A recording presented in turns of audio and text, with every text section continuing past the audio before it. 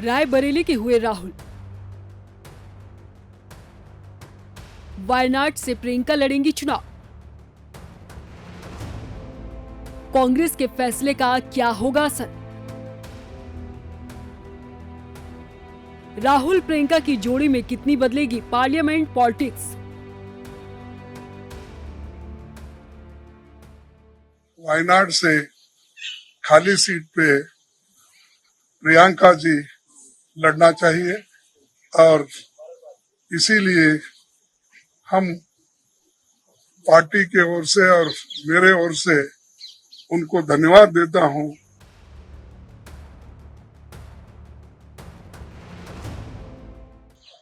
वायनाड से चुनाव लड़ेगी, मगर मैं भी पीरियोडिकली वायनाड जाऊंगा।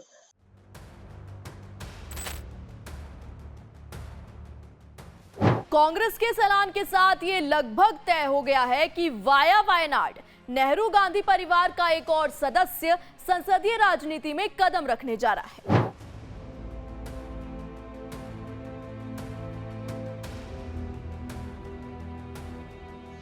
बहुत खुश हूँ मैं। I am very happy to be able to represent Wayanad, and all I'll say is that I won't let them feel his absence. As he said, he'll come many times with me, but I will work as hard and I will try my best to make everybody happy and to be a good representative. और रायबरेली के साथ तो मेरा बहुत ही पुराना रिश्ता भी है और 20 सालों से मैंने काम किया है दोनों रायबरेली और अमेठी में, तो वो रिश्ता तो कहीं मतलब किसी भी तरह से टूट नहीं सकता। उसको कायम रखने के लिए हम दोनों हैं और भैया की मैं मदद रायबरेली में भी करूंगी और जैसे इन्होंने कहा हम दोनों रायबरेली में भी हम दोनों मौजूद होंगे और वायनाड में। ये पहली बार होगा जब अपने राजनीतिक जीवन में प्रियंका गांधी कोई चुनाव लड़ेंगी। ये भी बेहद दिलचस्प होगा कि अगर प्रियंका गांधी वायनाड से चुनाव जीत जाती हैं तो संसद में गांधी परिवार के 3 सदस्य होंगे। राज्यसभा में कांग्रेस की कमान सोनिया संभालेंगी और लोकसभा में राहुल प्रियंका साथ मिलकर सरकार पर सवाल दागेंगे।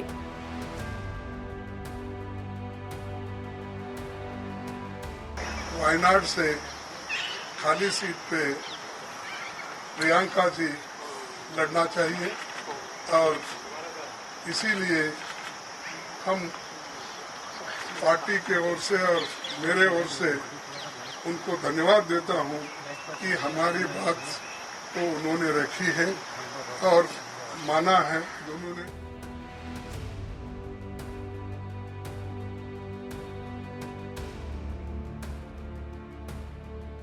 जानकार मानते हैं कि राहुल को रायबरेली में रोकने और प्रियंका को वायनाड से मैदान में उतारने के पीछे कांग्रेस की सोची समझी रणनीति है। इस रणनीति का एक हिस्सा हिंदी पट्टी के राज्यों में कांग्रेस को मजबूत करना है, तो दूसरा दक्षिण में कांग्रेस के किले को और मजबूती देना। लोकसभा चुनाव में देश ने देखा है कि प्रियंका को उत्तर भारत में जितना समर्थन मिला उतना ही दक्षिण में भी।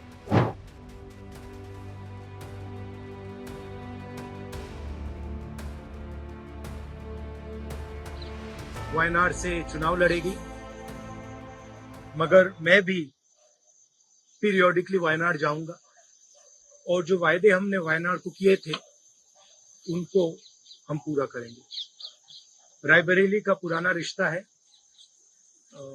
काफी खुशी हो रही है कि मैं उनको फिर से रिप्रेजेंट करूंगा, मगर आसान निर्णय नहीं था।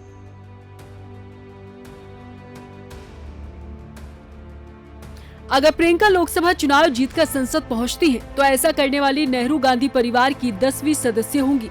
इनसे पहले पंडित जवाहरलाल नेहरू, इंदिरा गांधी, फिरोज गांधी, राजीव गांधी, सोनिया गांधी, संजय गांधी, मेनका गांधी, राहुल गांधी और वरुण गांधी संसद में जनता का प्रतिनिधित्व कर चुके हैं।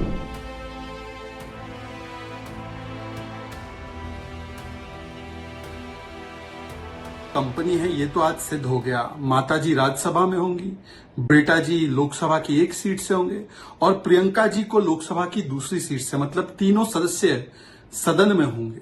ये तो परिवारवाद का एक परिचय है ही। रिस्क लेना नहीं है तो बहना को केरला भेज दिया, वायनाड भेज दिया और वहां की सीट छोड़ दी। पर ये वायनाड की जनता के साथ कितना बड़ा धोखा है, सोचिए। वायनाड की जनता को बताया नहीं कि 2 सीट से लड़ेंगे।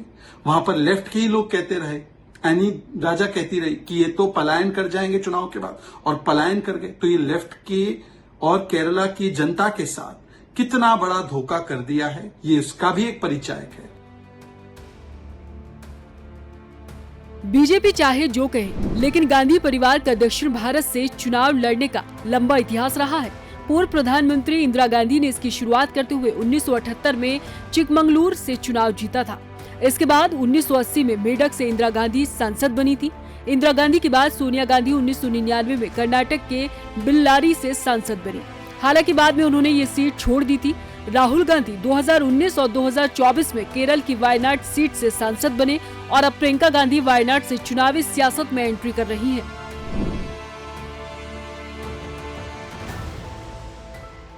कांग्रेस कह रही है कि संसद में प्रियंका की आहट से बीजेपी में घबराहट है, इसलिए वायनाड में प्रियंका को रोकने की हर संभव कोशिश होगी। एक चर्चा स्मृति ईरानी को प्रियंका के खिलाफ वायनाड से चुनाव मैदान में उतारने की है, लेकिन सवाल ये भी है कि अमेठी में गांधी परिवार के विश्वास पात्र से हारने के बाद क्या बीजेपी दोबारा ये रिस्क लेना चाहेगी? –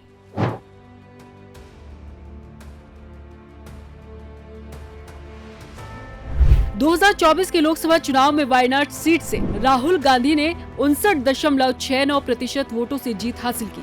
राहुल को कुल 6,47,445 वोट मिले और इन्होंने सीपीआई नेता एनी राजा को 3,64,422 वोटों के अंतर से हराया।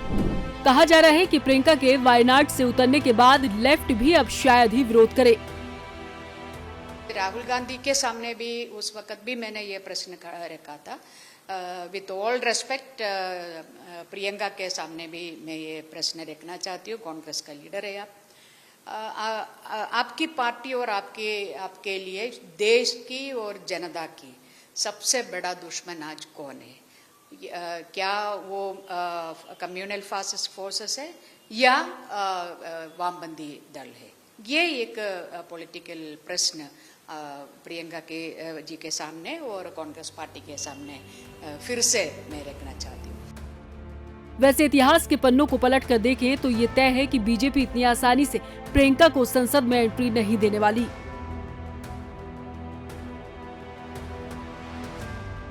1999 में जब सोनिया गांधी ने बेल्लारी से डेब्यू किया था तो बीजेपी ने इस सीट से सुषमा स्वराज को टिकट देकर चुनावी मुकाबले को दिलचस्प मोड़ दिया था। हालांकि वो इस चुनाव में हार गई थी। अब ये देखना बाकी है कि वायनाड में कब उपचुनाव होता है और वहां के मतदाता प्रियंका को कितना प्यार देते हैं।